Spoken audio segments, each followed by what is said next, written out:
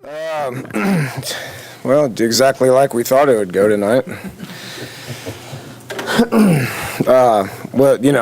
Proud of the kids as far as how they handled the situation. It was important for us to, be excited to play, and we had a lot of energy. We probably had too much energy early. And it was important to us to give good effort, and I thought we did, for 3 quarters. Probably would have been 4 if we had played 4. And just how the thing unfolded for the last 7 hours or all that, I was just proud of how they, they handled the situation. They showed maturity. They didn't gripe, and they hung in there, and they would have been ready to play if we would have went back out. So glad it turned out the way it did. So I'll take some questions.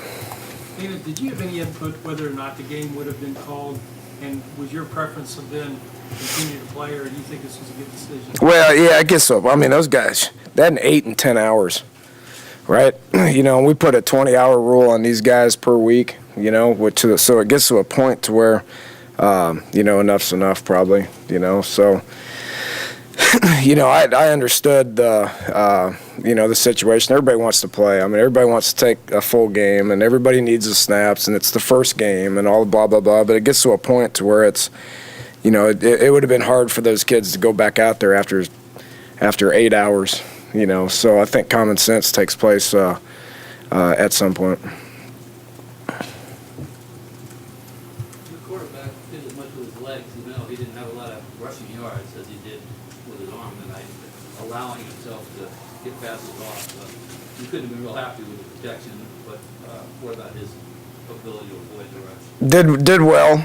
He kept the play alive a lot early and made some big plays on third down. It's a combination of a lot of things. We're relatively thin at receiver. We didn't play very fast at receiver. Protection was, it always can be better, but it wasn't terrible because, I give Marshall a lot of credit what they were doing defensively. They put a lot of pressure on us, and we didn't, there's some times we didn't pick things up, and there were some times where we didn't run our routes fast enough to where Gino could get the ball out. So it's a combination of first game, why you practice and why you play is to get better. I said it last week. We're at the point where we're not going to know where we're at until we play a game. So we'll watch that film and make a bunch of corrections and get better. All the talk about the offense coming in, the defense held them just 2 field goals to take away the punt return. Well, how about the defense? Fantastic. They played well. I think they had 4 or 5 3-and-outs. So. That played great. If it was the first punt, they put some pressure and forced us to punt it, and our coverage was, the ball didn't go exactly where we wanted it to, so they were playing.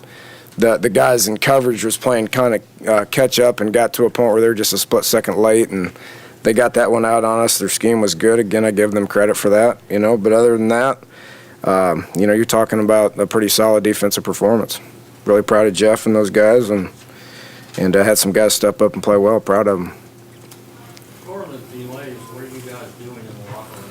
All kinds of stuff. Boy, we had Xbox games going on. We had pool games going on. We had I think some guys were playing cards in the corner.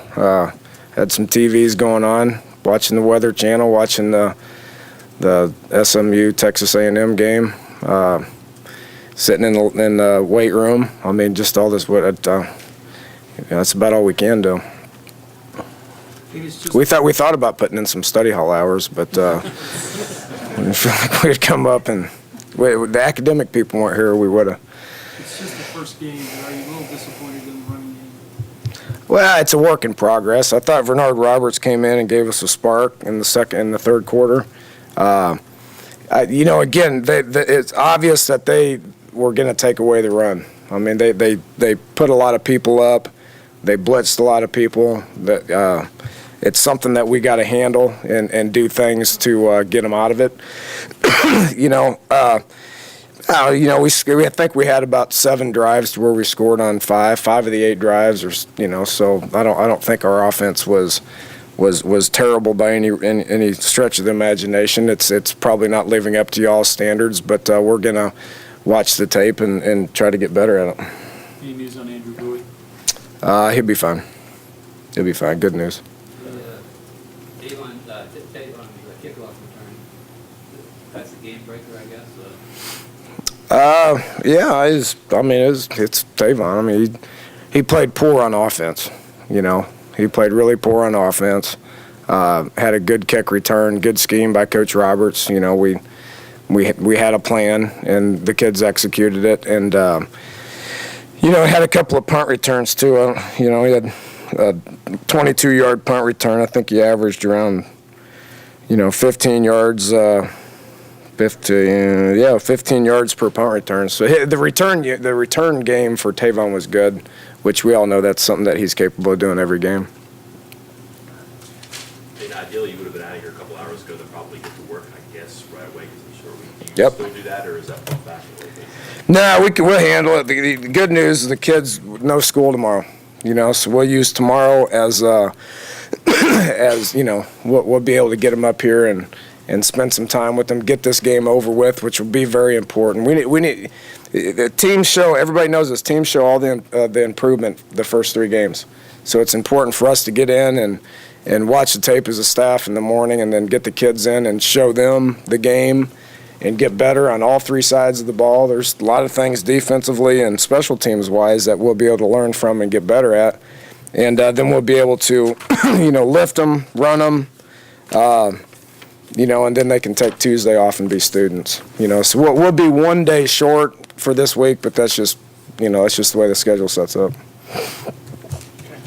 All right, thanks, guys.